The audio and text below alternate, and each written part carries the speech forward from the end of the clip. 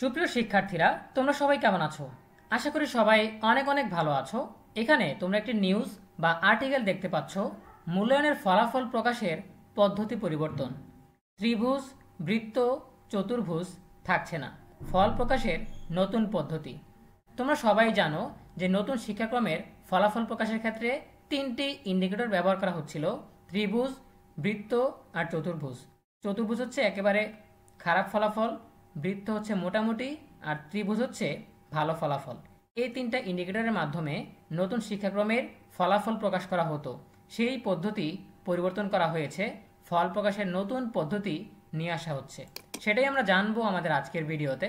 শুরু করার আগে সবার কাছে ছোট্ট একটা রিকোয়েস্ট করছি, যারা এখনও আমাদের চ্যানেলটিকে সাবস্ক্রাইব করনি তারা এখনই সাবস্ক্রাইব করে রাখো, তাহলে পরবর্তীতে তোমাদের জন্য প্রয়োজনীয় সকল শিক্ষণীয় আপডেট, সকল পরামর্শ সবার আগে পেয়ে যাবে।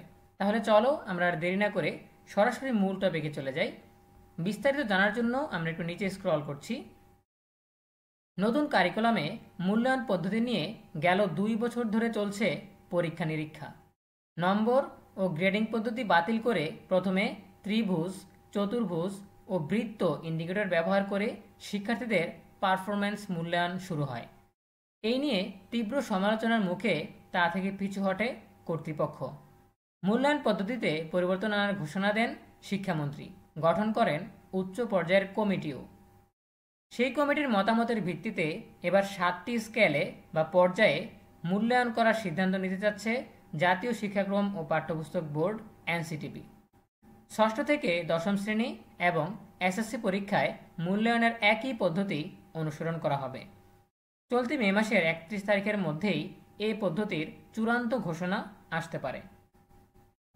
এনসিটিবি সূত্র জানিয়েছে, নতুন যে পদ্ধতি চূড়ান্ত করার প্রক্রিয়া শুরু হয়েছে বা যে প্রক্রিয়া শুরু করেছে কর্তৃপক্ষ, তাতে বিষয়ভিত্তিক পারফরমেন্স ইন্ডিকেটর দেয়া হবে।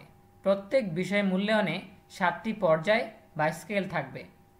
মূল্যায়নের পর্যায়গুলো হবে অনন্য, অর্জনমুখী, অগ্রগামী, সক্রিয়, অনুসন্ধানী, বিকাশমান ও প্রারম্ভিক। সবচেয়ে যে ভালো করবে সে পাবে অনন্য। এভাবে অন্য পর্যায়গুলো দিয়েও মূল্যায়ন করা হবে। তবে সব বিষয়ের স্কেল মিলিয়ে তা সমন্বিতভাবে প্রকাশ করা হবে না। আমি আবারও বলছি, তবে সব বিষয়ের স্কেল মিলিয়ে তা সমন্বিতভাবে প্রকাশ করা হবে না।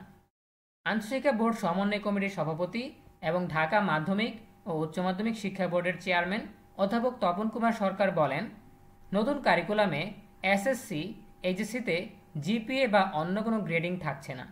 মূল্যায়নে বিষয়ভিত্তিক পারফরম্যান্স অর্জনে জোর দেওয়া হয়েছে।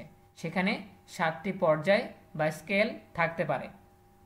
তিনি বলেন, মূলত আমরা বিষয়ভিত্তিক পারফরম্যান্স ইন্ডিকেটর দেব, তবে শিক্ষার্থীরা একাডেমিক রিপোর্ট কার্ড পাবে।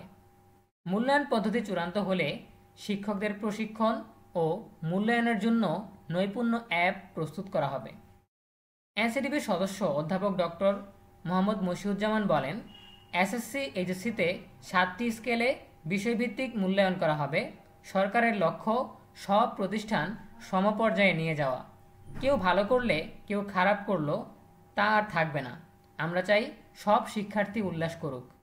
এই মূল্যায়ন পদ্ধতির উপর নির্ভর করে পরবর্তী শ্রেণীতে ভর্তি প্রক্রিয়া সহ সব কিছুতেই পরিবর্তন আনা হবে।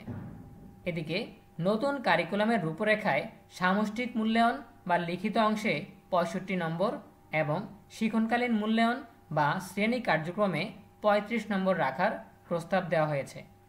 শ্রেণী কার্যক্রম বলতে বোঝানো হয়েছে অ্যাসাইনমেন্ট, উপস্থাপন, অনুসন্ধান, প্রদর্শন, সমস্যার সমাধান, পরিকল্পনা প্রণয়নের মতো কাজ। নতুন কারিকুলামে প্রতিটি বিষয়ের মূল্যায়ন হবে 5 ঘন্টায়। পাবলিক পরীক্ষায় মোট 10টি বিষয়ের উপর শিক্ষার্থীদের মূল্যায়ন করা হবে। সো এই ছিল আমাদের এখনকার আপডেট। এখনকার আপডেট থেকে আমরা নতুন শিক্ষাক্রমের মূল্যায়ন পদ্ধতি সম্পর্কে এবং মূল্যায়নের পর ফলাফল প্রকাশ সম্পর্কে অনেক নতুন তথ্য জানতে পারলাম। দেখা হবে পরবর্তী আপডেট নিয়ে নতুন কোনো ভিডিওতে। সেই পর্যন্ত সবাই ভালো থাকো, সুস্থ থাকো, নিরাপদে থাকো। তোমাদের সকলের জন্য রইল অনেক অনেক শুভকামনা।